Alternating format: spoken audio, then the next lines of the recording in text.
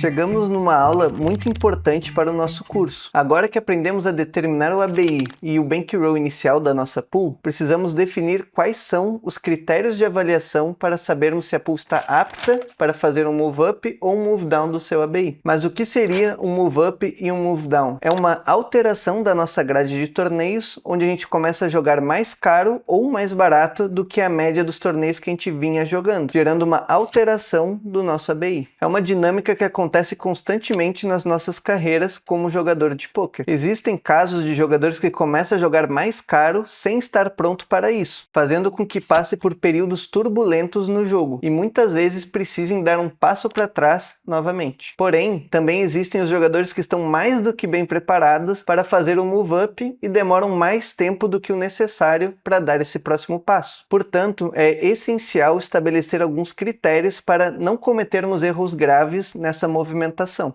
Para isso, vamos precisar levar em consideração alguns fatores. O primeiro deles é a performance. É um dos principais indicadores para sabermos o quão bem estamos batendo o field que a gente está enfrentando. É necessário utilizar um software como o Hand2Note para conseguirmos avaliar a performance geral da pool. E os critérios que a gente gosta de avaliar são o BB/100 da pool. Ele nos mostra o quanto de fichas a gente consegue ganhar no jogo como um todo, mas é possível ir estratificando essa informação para avaliar o nosso ganho de fichas por cada posição na mesa de poker ou até mesmo observar o quanto que ganha uma jogada específica. Ele é um fator relevante, pois aqui dentro do Baga a gente já tem um algoritmo que evidenciou que o BB/100 possui uma relação direta com o ROI que vamos ter. Quanto mais BB/100, maior é o ROI. Portanto, para trazer uma referência para vocês caso não tenham, saibam que os regs médios do ABI que a gente joga ficam em torno dos 3 a 6 BB/100 mais ou menos, e com isso um ROI entre 10 a 20%. É importante salientar que em alguns casos pode estar com um BB/100 muito alto e não estar realizando o ROI esperado conforme essa relação. Isso pode significar que você está fazendo muita ficha e chegando bastante nas retas finais dos torneios, e provavelmente nessa parte do jogo, que entra bastante ali o peso do ICM, você pode estar deixando de realizar o seu retorno esperado. E no caso contrário, um player pode estar com BB/100 abaixo do que a média, mas com ROI bem alto. Isso pode significar que mesmo chegando numa frequência menor nas retas finais, ele está desempenhando bem nessa parte do jogo e conseguindo converter mais resultados nas mesas finais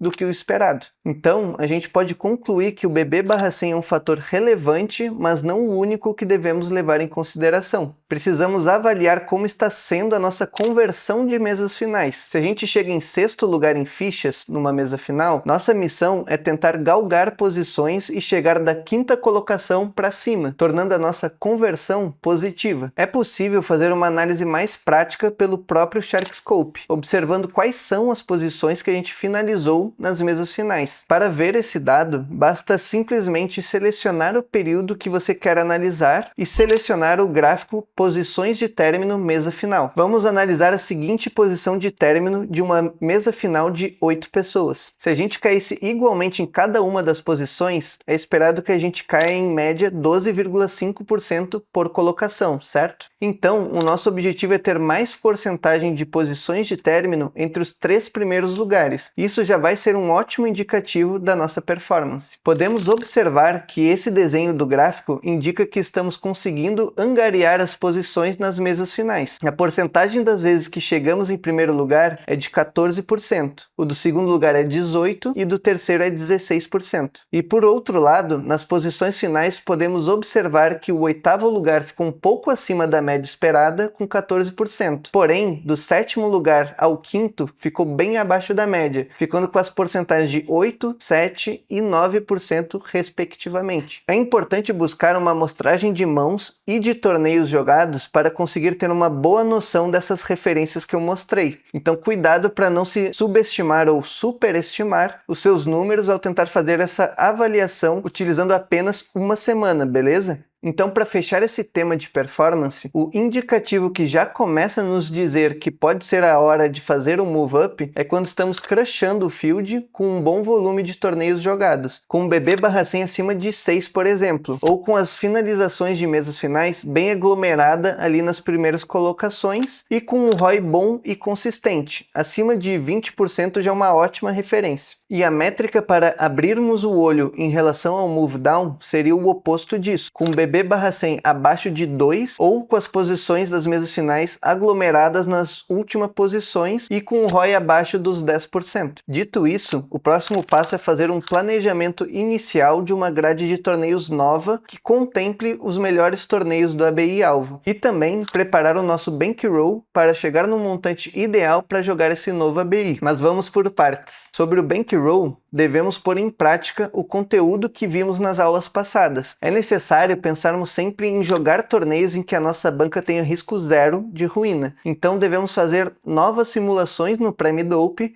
utilizando o novo ABI e sendo pessimistas com o ROI esperado. Com isso, teremos o resultado da banca ideal e o próximo passo é planejar a alocação de recursos para decidir o quanto de dinheiro dos lucros vai ser destinado para o crescimento da nossa banca. Estratégia pura de fluxo de caixa, então vocês estão percebendo como que vai começando a fazer mais sentido no final? A organização da pool é o segredo, pessoal, não tem jeito. E sobre o planejamento de uma nova grade de torneios, nós aqui do Baga gostamos de estruturar o nosso move-up estudando quais são os torneios mais caros do novo ABI que sejam mais fáceis e possuam uma menor variância. Isso é importante para conseguir validar e realizar o nosso ROI dos nossos torneios mais rápido e também para ir se acostumando com uma nova variância do dia a dia da pool. Uma estratégia saudável que corrobora com essa ideia de se expor para esse novo ABI é começar aos poucos. Por exemplo, jogar a nova grade de torneios somente nos dias ou horários que o field são mais fáceis, ou seja, experimentar a grade de torneios alternativos ou nos melhores dias da semana vai ser uma excelente estratégia para começar um move-up. E ao contrário do que muita gente pensa, começar essa escalada jogando 100% dos Majors por achar o field mais soft nem sempre é a melhor opção, pois justamente por se tratar de Majors, o número de pessoas por torneio pode jogar a nossa variância lá em cima, e logo com os torneios mais caros da nossa grade, vai acabar aumentando muito ali as swings que a pool vai ter no dia a dia, pois a realização do ROI vai ser mais demorada e as downswings ficam maiores até isso acontecer. Digo isso principalmente pensando numa carreira individual. Em pool já vai ser muito mais fácil de conseguir realizar o ROI esperado, mesmo nos torneios Majors. Fechou, galera? Então vamos fazer um pequeno resumo de tudo que a gente viu até então. Os cenários para fazer o move up é quando a pool está ganhando consistentemente no ABI atual, estão com boas stats e EV, possuindo uma banca e reserva financeira para aguentar as oscilações do novo ABI. E o cenário para fazer move down é quando a pool está perdendo ou empatando em um alto volume de torneios do ABI atual e as stats e EV não estão como esperados ou os membros não possuem uma reserva suficiente para as oscilações do ABI atual.